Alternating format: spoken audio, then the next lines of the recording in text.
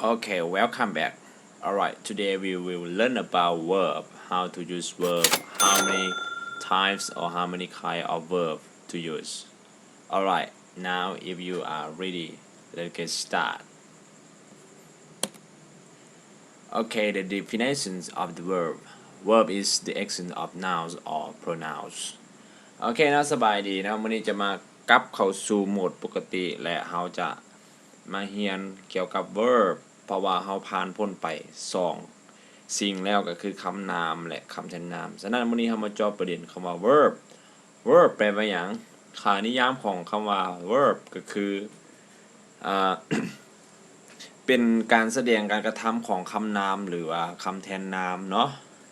นี่คือนิยามของคำ verb หรือว่ากริยาในภาษาลาวเฮาฉะนั้น how many types of verb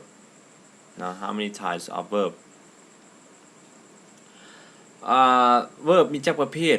ในนี้จะตอบว่า there are 3 types of verbs นะมี3ประเภท verb มันจะมี3ประเภทฉะนั้นมีอย่างใดอันที่หนึ่งก็คือ action verbs transitive and intransitive verb เนาะ action verb ก็คือเป็นverb ที่แสดงการกระทำฉะนั้นมีทั้ง transitive หรือกรรมะหรือว่ากริยา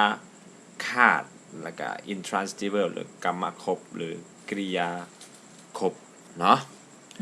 ตัวที่2จะเป็น modal verbs หรือว่า sometimes called helping verbs และบางครั้งเขาอาจเอิ้นว่า verb ช่วยและตัวที่3คือ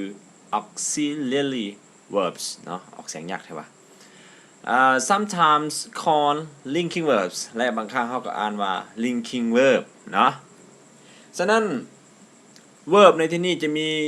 3ประเภทหลักๆก็คือจะมี action verb modal verb auxiliary verb เนาะในที่นี้และมันจะขยายไปเรื่อยๆการเรียน verb แม่นจะยาวที่สุดเนาะและมื้อนี้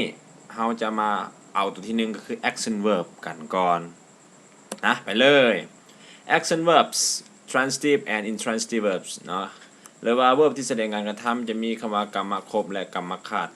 และกรรมครบในที่นี้เอามาเข้าคำว่ากรรมขาดแม่นหยัง The transitive verb is always followed by a noun that's receiving the actions of the subject called the direct object เนาะ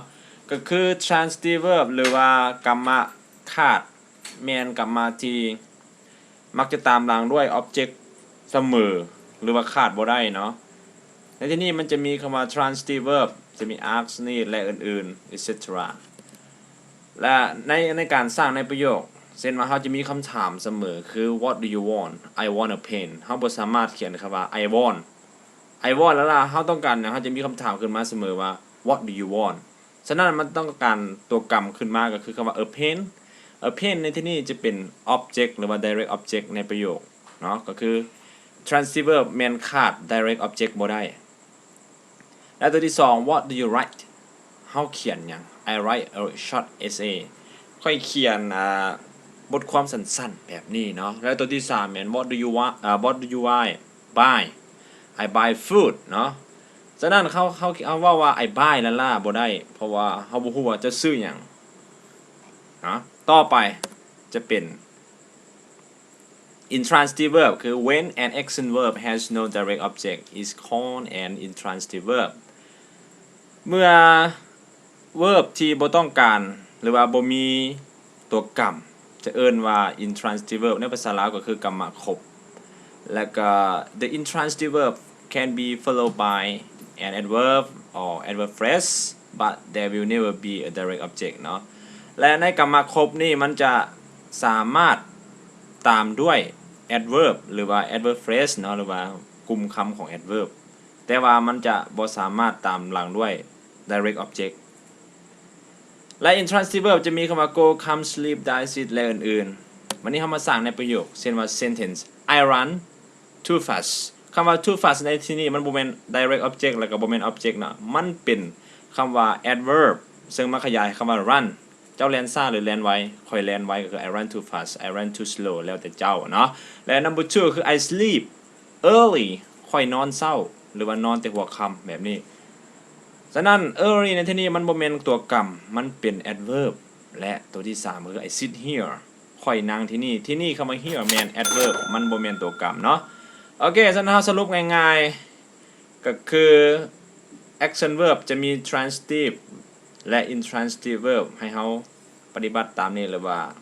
ศึกษาตามนี้หรือเราสามารถศึกษาบทอื่นเพิ่มเติมthank you